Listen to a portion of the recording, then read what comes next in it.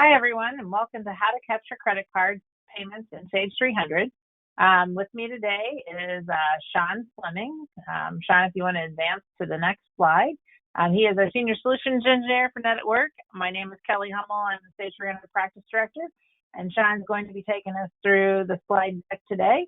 If you have any questions, it'll take about 30 minutes to get through the presentation. If you have any questions, please type them in the questions box. I'll be monitoring the questions as they go along, and if it's pertinent, I will interrupt and let Sean know what your questions are, because everyone's muted for the webinar. So Sean, with that, take it away. All right, thanks, Kelly. So with all of our webinars, I always want to talk about what's our purpose here at Net at Work, and our goal here is to unleash the potential of your business through the transformative power of technology.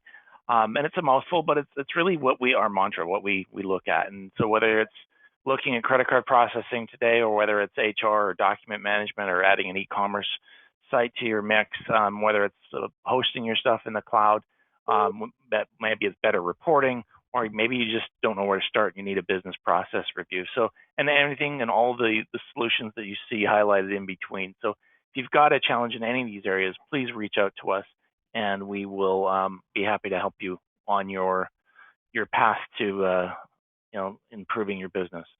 So with that, I always start with a poll. Today's poll is going to be, as long as I get my mouse to work here, obviously related to credit cards. And so we want to look at how are you processing credit cards today?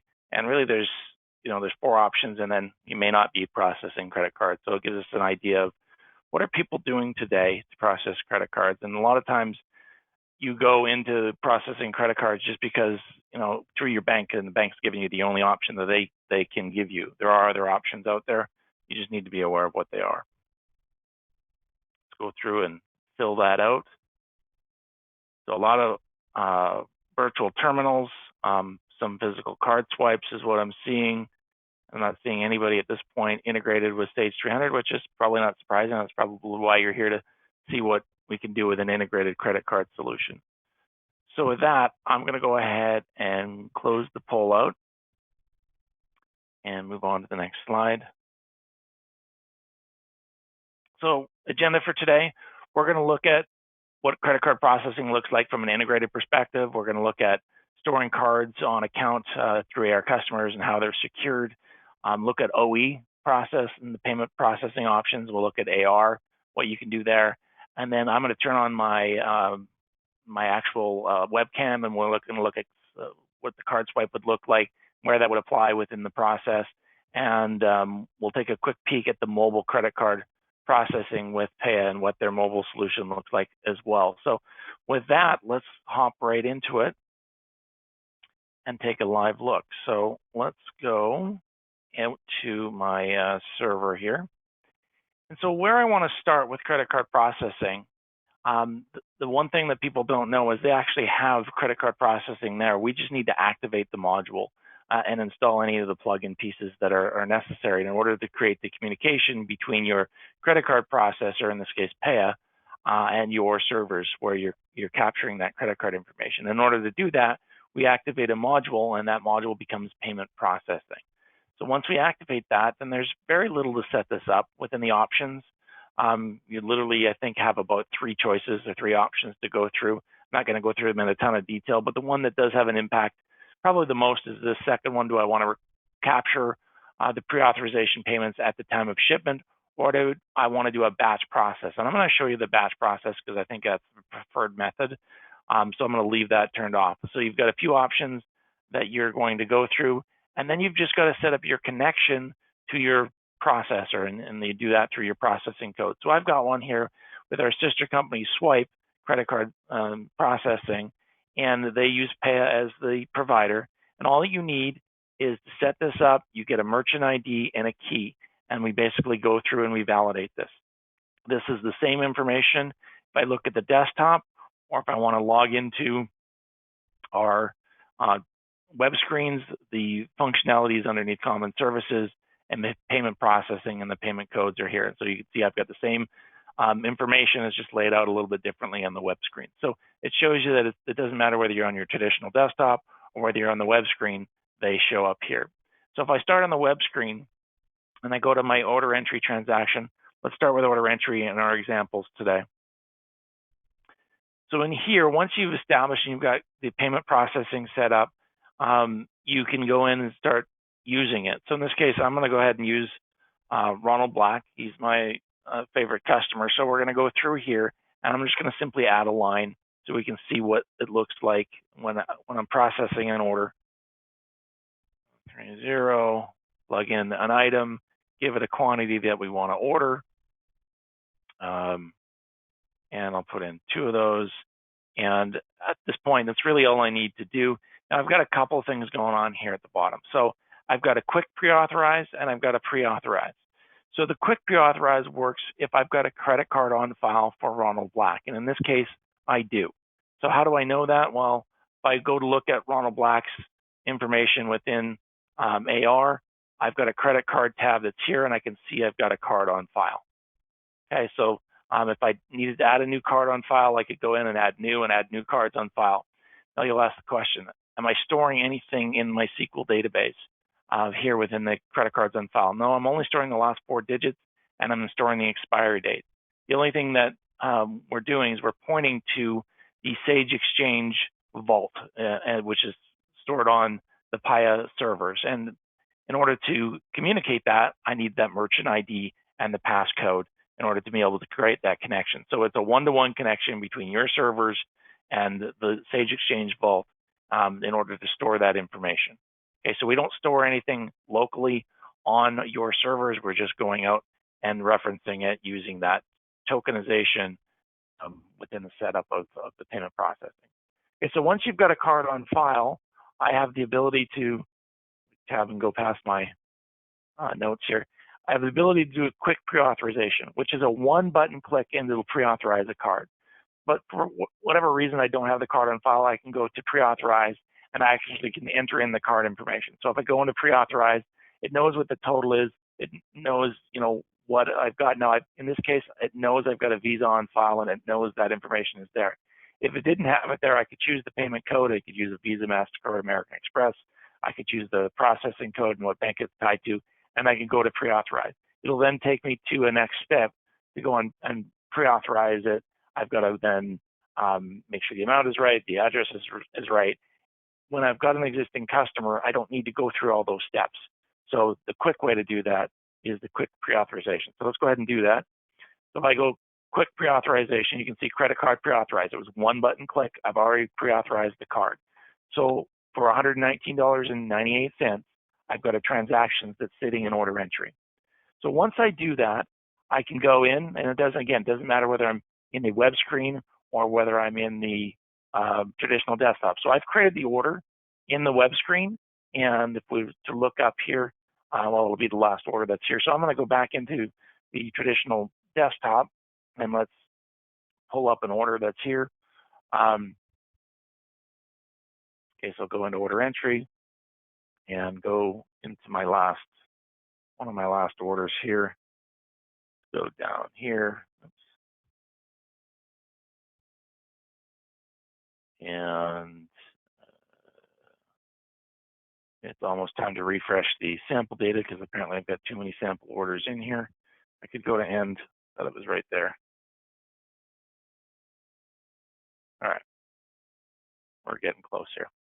All right, so I've got 135 as the order that's in the system. So I can select that. And from here, what I can end up doing is I can ship all of this from here if I wanted to.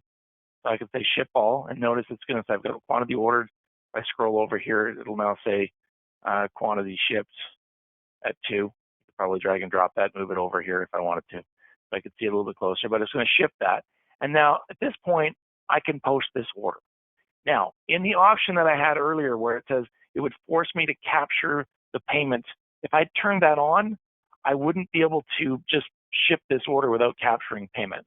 But because I've left that off and I want to do a batch process, I will show you what that looks like. So in this case, I'm going to go ahead and post that. And it does the shipment for me, does the invoice for me, or does the shipment for me, won't do the invoice yet. And at this point, what I could do is I can go ahead, I could print the invoice now. In this case, I obviously checked on invoicing. I didn't mean to do that. So I'm going to say no, and I may actually repeat this process one more time. Let me just quickly do another order. I think I'm in the wrong company, actually. Sorry about that. So let me go ahead and quickly enter another order here quickly. And I'm going to do that fluorescent desk lamp again, and order 2, and plug that in there, and I'm going to post it. In this case, it's order number 136. Do I want to print the order confirmation? For this purposes, I'll say no. And say at this point, yeah, these call back, yeah, go ahead and ship it. I'm going to say ship, change that to ship. And we could actually, I don't want to ship that. I'm jumping ahead. I need to pre-authorize. So let's pre-authorize. I could do it this way, or I could do the quick pre-authorize. Okay, so I've pre-authorized that. I now want to go in and I want to ship it. Okay, so that's shipped it. I want to post it. And I want to make sure I take the create invoice off. I'm going to go ahead and post that. Okay, so I could print the shipping document and say no. And at this point, what I've done is I've created the order, I've created the shipment, and I haven't created the invoice yet. So that could be typical of a process. I'll get the order, I'll get the shipment, and then I want to batch process all the shipments that went out that day and capture payment. So what they've done is if you've got payment processing activated, a new icon appears called Capture Payments with Invoices. And so what it does is it goes out, looks at the batch date, and says what shipments meet the criteria that are established above. And you see the order that I just processed for 136 is in here, and I can go ahead and I can capture and invoice those shipments all at once. So if I go ahead and do that, I can capture it and invoice it. It's going to go out and tell me it's created a successful capture of the, and one receipt was created in batch number 62. Okay, I'll go ahead and close that out. So now it's going to ask me if I want to print the invoice. I could print it, but for the purposes of this, I won't print the invoice. And then it's going to ask me, do I want to print the receipt batch? And so in this case, I could print it if I want to, or I could go and simply look at it within AR. So if I go into AR transactions and I go look at my receipt batch list, I've got 62 that was generated here. So in this case, there's the 129.88, and it's automatically generated that receipt batch in AR for me and captured the payment as well. Okay. So Sean, yep. I would just note that like when you were in the order entry and you did the capture and create invoice, when it created the invoice, it would have showed the prepayment on the invoice and the zero amount due. So it would have showed the total of 129.88. And that invoice could have been emailed to the customer if you have it set up to go to the customer's default methodology to go via email. And the same thing for the receipt batch. It could have emailed the receipt also right out of order entry. Correct. You know, for further automation. And we're gonna highlight those on an upcoming webinar as well. So I'm trying to stay focused on credit card piece. But yes, all the email stuff and all that stuff can be automated in that process as well. Okay, so when we go through that, that's a good way of processing all of your orders on a daily basis, and then doing it at the end of the day or twice a day or however often you want to do that. Go ahead and capture payments and do invoicing as you go. So once you've done it in OE, you can also then transition that and look at it from an AR perspective. So you can do invoicing out of AR transactions as well. So if you do an invoice entry here, it's the same type of functionality that you've got here, the 1200 that I've got in OE, except slightly different. But I can go in and add my line items, and in here, add my quantities, and go ahead and add those records. And if I come back to this, if I do a prepay on this one, what I can end up doing is, again, I can create a batch, and then rather than choosing this particular, actually that's the right thing, I've still got this set up so that it's going to process via swipe, and the payment code is Visa, and then I just basically put an amount in here. So there's a little bit more clicking that has to happen if I do it in AR versus what's happening in OE. So I could go ahead and do that, add that as a payment, and then I can actually do a quick charge right here. So if I do a quick charge, it'll basically charge the card. The credit card was charged right away. So I don't have to do a batch process. I can capture it right then and there when I do AR invoicing as well. And then I can print the receipt. I can look at the deposit all from this one screen, all from the AR invoice entry. And if whatever reason they say, oh no, I don't want that, I have the ability to void this if I do it within a very short time frame. Otherwise, it'll clear through the bank when you do your day end. All right, so I'm going to go ahead and close this out. And then from here, I mean, I could print this invoice just like I could with an order. And just like Kelly was mentioning, I could go to the customer delivery method. I could go ahead and print that, and it'll go ahead and send that off.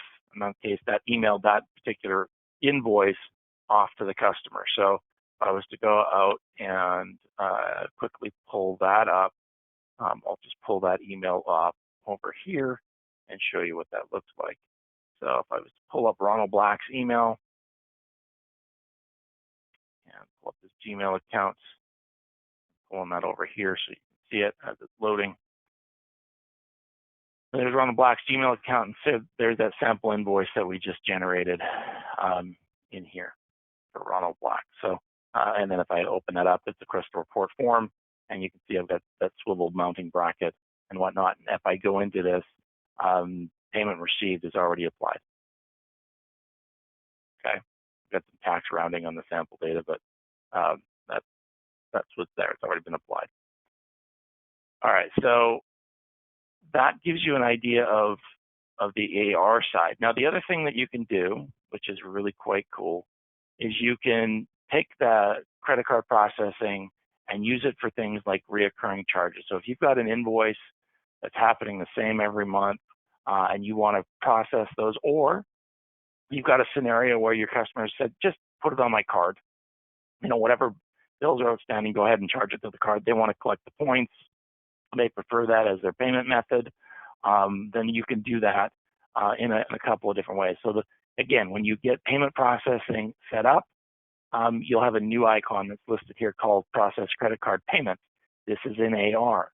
So what this does is if I've got a credit card on file for the customer, in this case, Ronald Black, I can go out and say, put all the criteria in here and show me all the invoices that are outstanding in which I've got a credit card on file for, and which ones do I want to apply. So I can say apply none and say, yeah, I want to apply to this one, and I want to apply it to this one, and I want to apply to this one. And it'll go out and it'll capture the 283, the 95, and the 283 for, in this case, Bargain Mart. And it'll then go ahead and print the receipt.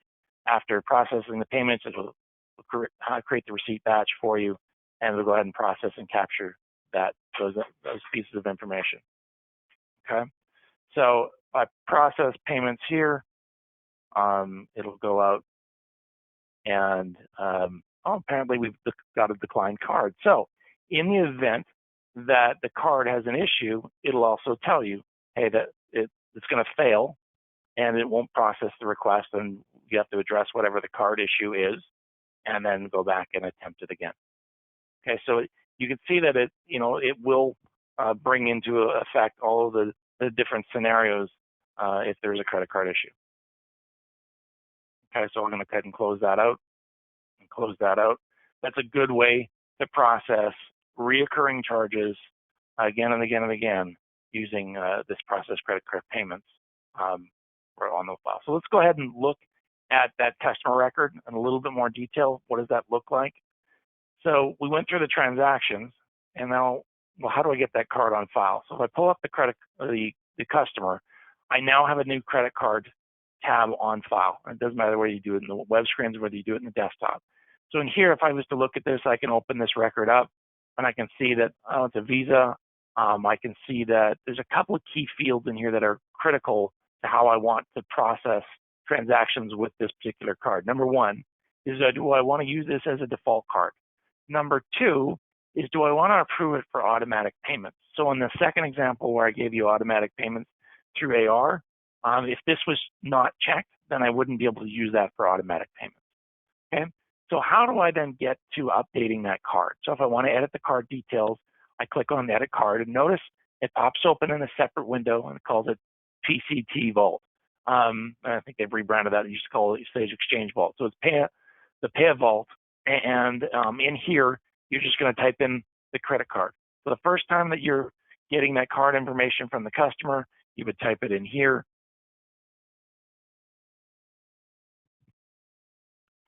And I'll go ahead and do that. Give me an expiry date a little bit longer than the 5th. I believe that's probably what's happened with that other card. We have an expiry date that it's expired, therefore it will not work. So I'll go ahead and submit that, and it'll bring the expiry date and the last 4 digits back into the card, and I can go ahead and close that. Now, do I want to save it? Sure, yes. Now, could I create more than one card? Sure, I could. I could create a Visa, I could create a MasterCard, I could say corporate MasterCard, and go ahead and fill this information out. Only one can be a default, but I can approve that automatic payments.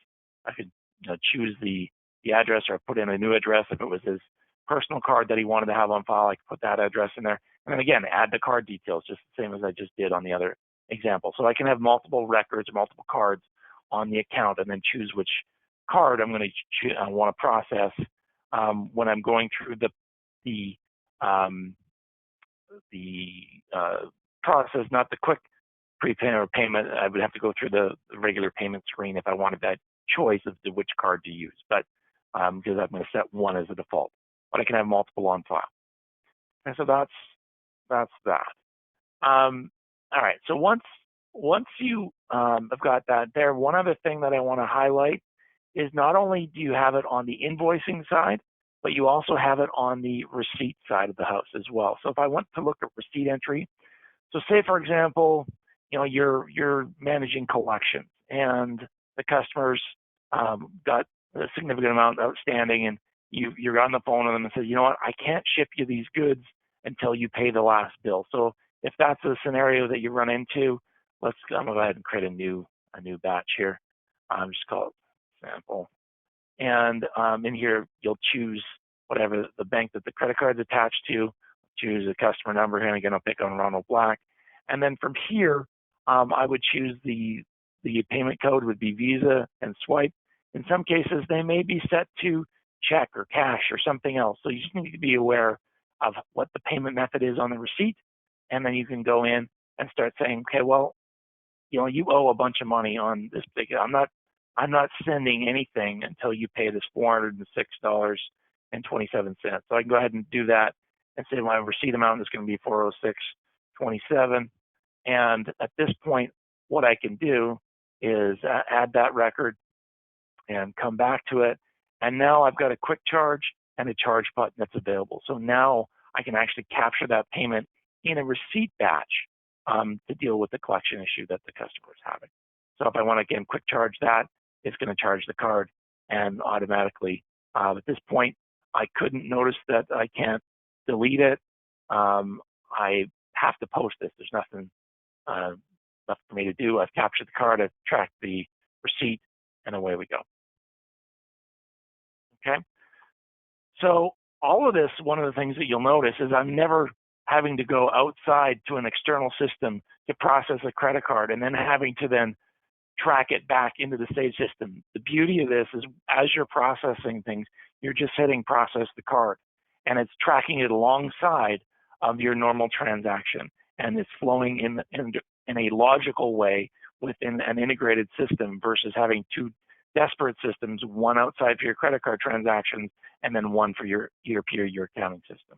So it saves you a ton of time in reconciling because all the transactions are with all the credit card transactions are with their actual transaction, and then you have access to an online portal to validate, what's clearing the bank, what's going through, and you would do that through your online portal piece. So that, in a nutshell, is that piece. Now, one other thing I wanted to highlight, and I'm going to go look at this through order entry, and so sometimes you don't have that card on file. So if I go to the order entry and I'm going to pick on let's pick on another customer that I don't have on file. So let's go to J&J here. I'm pretty sure I don't have anything on file for them. And I can go in here and again, they need some light or some lamps. So I need one of those. And I can go ahead and I won't ship that just yet. Actually, why don't I go ahead and I'll ship it. And at this point, I can do a quick pre-authorization, or what I can do a pre-authorization. So in this case, I can go ahead and I can use the Visa. I can then choose, in this case, the swipe processing code, and I can pre-authorize that particular card. Okay. Now, I could do it that way. This case, what's the card ID? So if I wanted to enter it as a one-time card use, I could plug that information in, and then I could go ahead and pre-authorize the card. So if I've got that there, if I've got a card swipe, and I can say use card reader, in this case, I haven't got it activated, but I do have it great here. So what I'm going to do here, I'm going to get really crazy here, and I'm going to share my camera here.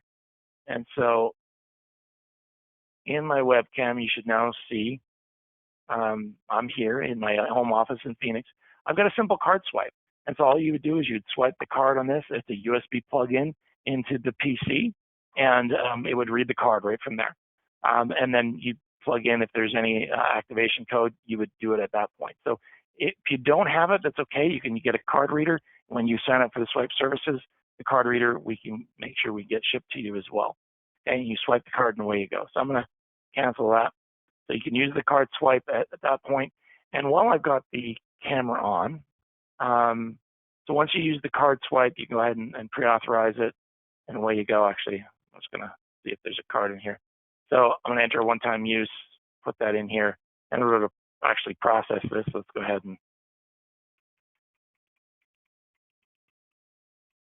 okay, so I'm going to go use 15, and then let's say 06. Okay, so let's say that's what it is. Hit next, and hit submit, and away you go. So let's pre-authorize the card. There's a few more clicks doing it that way. You can see I've got an authorization code back. It knows when I did it, and it pulled the card information back. So I don't need to have the card on file. I can still pre-authorize it if I have a swipe or if I can manually enter it. Okay, so I can close that, and then I can post this. Now, if I wanted to capture that, I could do that at this point in time as well. Okay, so in this case, well, in fact, if I hit capture, it just basically takes me out into an AR receipt batch, just as we did before. Okay, ship all. Yeah, so let's see. Okay, and then I can go ahead and capture it. So it's the same process. We've seen that. I'm going to go ahead and close this down. So one other thing that I wanted to highlight. Okay, so in this case, you see that I can't shortcut this. I can't post this order because I've pre-authorized. All right, you must post this order because I've pre-authorized it. So there are safeguards in place that in the system, if it's integrated, I can't go in and charge a card and then go in and delete the order. We wouldn't want to ever see that happen. So in this case, I have to post it. Okay, and then I'm in a circle here because I haven't finished off things I'll do. So I'll come back to this later and deal with that after our presentation. All right, so at this point, what I want to do here is I've got my a tablet that I'm going to go ahead and share this out to, so you can kind of see this as well. So this is hot off the press. We haven't tried this before, so I'm going to try to share a tablet. And you'll see that off of my, yes, make presenter, share my screen. And it's displaying fine. You're good. Okay, perfect. Excellent. So on the tablet here, I've got some mobile apps that are fun. One of them that I want to look at is the Swipe Simple. So this is the mobile app for Paya. So in this case, I've got a demo mode. If you get an account, you get an email and a password to log in. I'm going to go ahead and do a demo mode, which is basically the same thing.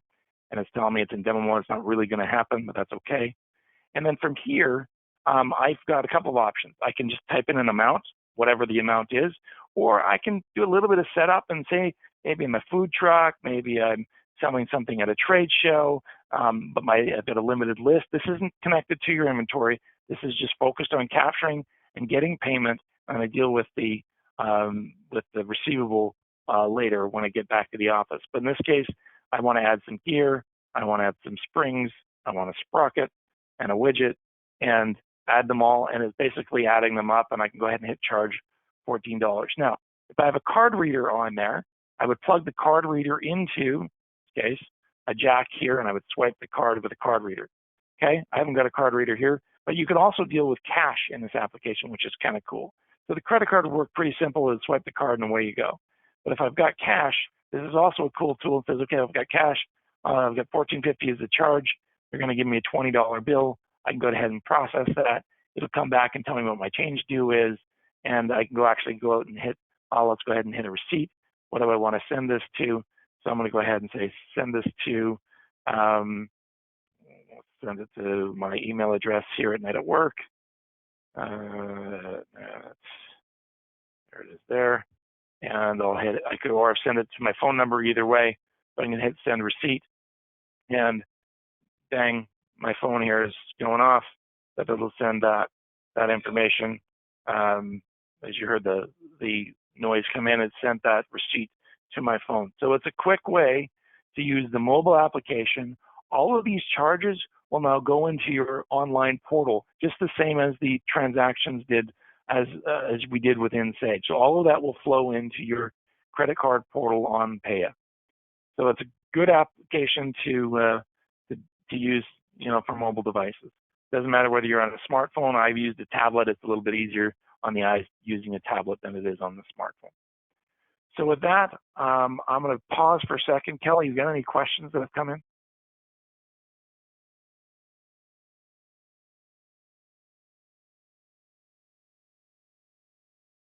And I'm going to assume that we'll take a look at the questions, see if there's any questions that have come in. Don't see anything in the queue at this point. So let's quickly go back to our PowerPoint. Kind of wrap some things up here. So again, if you've got any questions, go ahead and type them into the queue, and I will do my best to answer them. Go ahead and set my tablet down. All right, so from here, let's see, got it.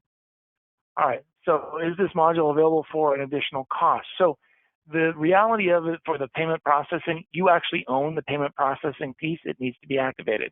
Now, to say that that's free, I don't want to exaggerate that. There is a little bit of setup involved with it, but there's not a ton of setup involved.